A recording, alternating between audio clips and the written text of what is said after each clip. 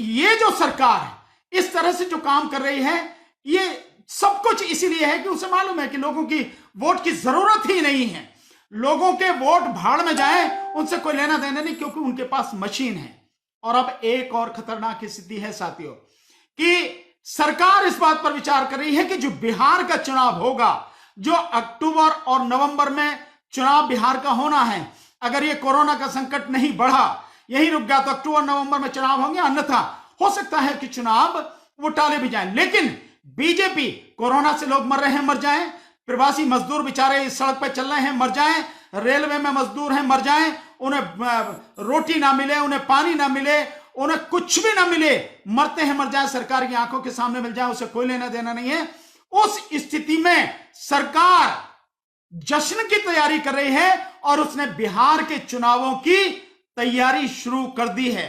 Video conferencing के माध्यम से जो भाजपा के प्रदेश अध्यक्ष हैं, उन्होंने मीटिंग ली और बिहार के चुनाव की तैयारी शुरू कर दी। आप इस चीज को देख सकते हैं और समझ सकते हैं कि इतने गंभीर माहौल में जब लोगों की समस्याओं को सुलझाना है, उनकी दिक्कतों को दूर करना, भूखों को रोटी देनी, प्यासों को पानी देना है, जिनके पास कपड़ा नहीं है कपड़ा देना, जिनके पास वो आने जाने के पैसे नहीं है उनको पैसे की व्यवस्था करनी है, उन सब लोगों के लिए।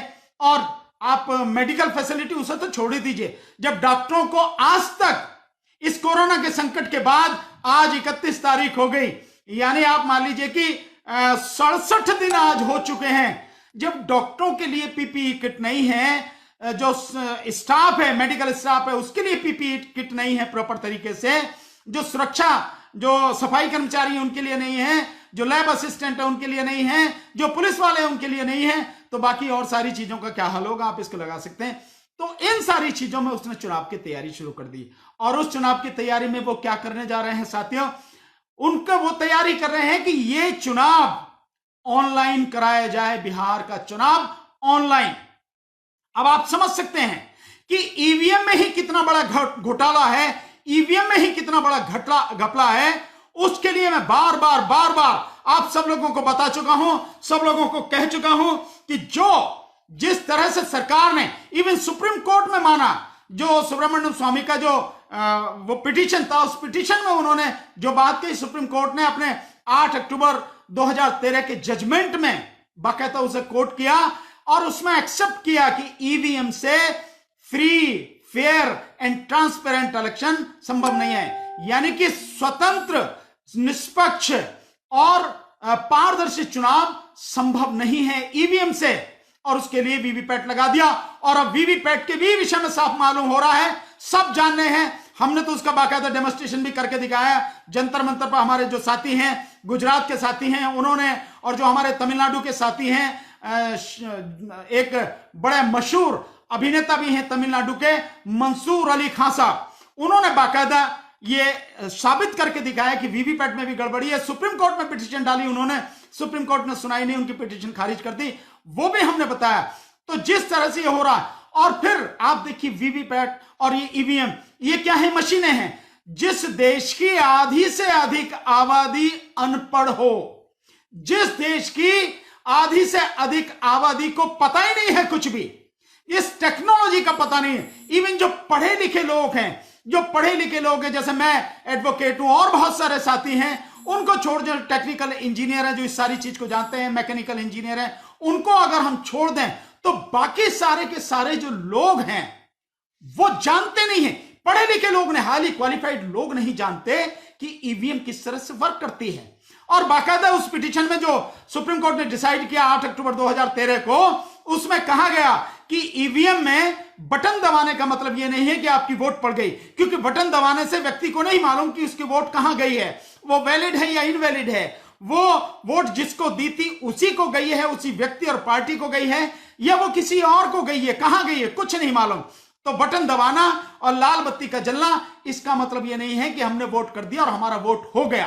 तो जब ये ऑब्जर्वेशन है, ऑब्जर्वेशन क्या, जो पिटीशन में ये सब लिखा है, सुब्रमण्यम स्वामी जो बीजेपी के नेता हैं, उनके पिटीशन में लिखा है, और सुप्रीम कोर्ट सब मान रही है कि नहीं हो सकता, फ्री एंड फेयर इलेक्शन नहीं हो सकता, उस सब के बावजूद भी ईवीएम चलता रहा। और आज की हालत यह है कि सुप्रीम कोर्ट में ईवीएम के विषय में कोई पिटीशन लगाइए, सुप्रीम कोर्ट एक झटके में उड़ा के साफ करती है, सुनने को तैयार नहीं है।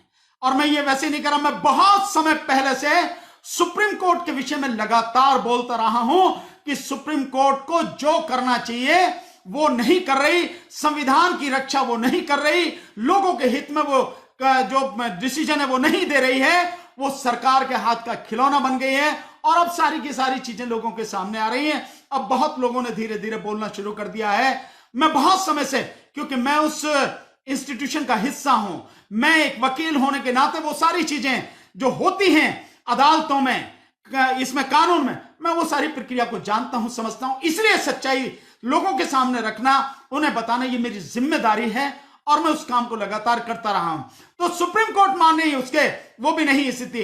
एक अभी आपने देखा होगा एक वीडियो, सुभाष हैं जो पहले फौज में रहे, बागपत के रहने वाले हैं, और अभी उन्होंने एक ठेली पे सब्जी लेके और वो बेच रहे थे, और उनसे पूछा भाई तेरा नाम क्या है, तेरा नाम क्या है? तो उन्होंने कहा कि भाई नाम क्यों पूछ रहे हो, मेरे नाम में क्या रखा है, मैं सब्जी बेच रहा हूं, तुम्हें सब्जी चाहिए सब्जी लो। एनडीटीवी पर भी ये रिपोर्ट दिखाई गई मिस्टर सुभाष कश्यप की, वो हमारी पार्टी के बागपत से जो है जिलाध्यक्ष हैं सुभाष कश्यप, उन्होंने ये सारी बात कही। वो खुद वहां से बागपत से हमारी पार्टी में उस समय नहीं थे, वो एज इंडिपेंडेंट कैंडिडेट बागपत से चुनाव लड़े।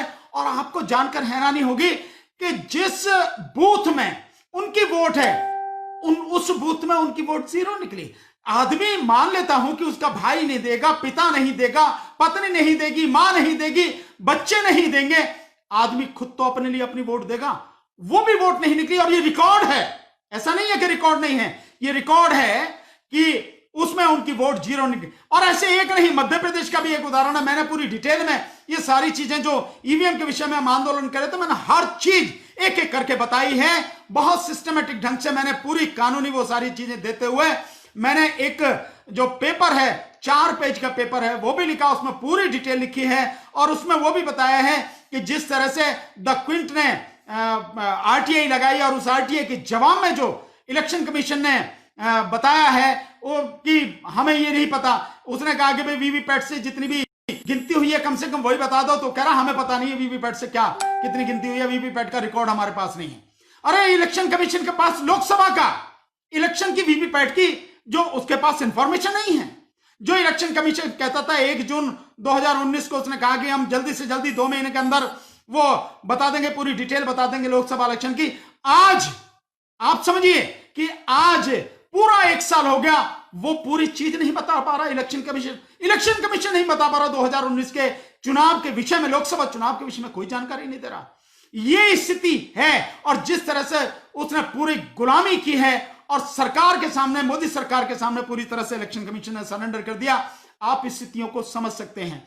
तो जो ईवीएम का मसला है, एक सवाल और बड़ा बढ़िया पूछा गया और ये बड़ी जबरदस्त रिपोर्ट थी कि जब 24 उसको मई को जिस समय ये रिजल्ट आउट हो रहे थे, उसी समय की रिपोर्ट थी कि 373 लोकसभा सीटों पर जितनी वोटें पड़ी, गिनती के समय उन सीटों पर 8,000 से लेके 18,000 तक वोटें ज्यादा निकली। जब इलेक्शन कमीशन से पूछा द क्विंट ने, एप्लीकेशन लगाई 4 बार, कोई जवाब नहीं दिया, बल्कि वो आंकड़े ही वहां से हटा दिए। तो आप समझ सकते हैं कितनी जबरदस्त वो है। और अब ऐसे में बिहार में ऑनलाइन चुनाव की बात कर रहे हैं। तो ये जो सारी की सारी स्थिति है, मैं आपसे बार बार कह रहा हूं, केवल मेरी जिम्मेदारी नहीं, मैं तो अपनी जिम्मेदारी निभा ही रहा हूं, हमारे जैसे बहुत से साथी निभा रहे हैं। मैं कहूंगा कि ये पूरे देश की जिम्मेदारी है। साथियों, आप इस मेरे वीडियो को लगातार बहुत लोगों को शेयर करें, अधिक से अधिक लोगों को शेयर करें, ताकि अधिक से अधिक लोगों तक बात पहुंचे। ये पूरे देशवासियों की जिम्मेदारी है। असली मुद्दा ईवीएम है, इस सरकार को उखाड़ के फेंकना असली मुद्दा है। साथियों, हमने कहा था साथियों, उस दिन जब हमने यह आंदोलन शुरू किया था कि 2 साल में, ज्यादा से ज्यादा 2 साल में सरकार को उखाड़ के फेंक देंगे।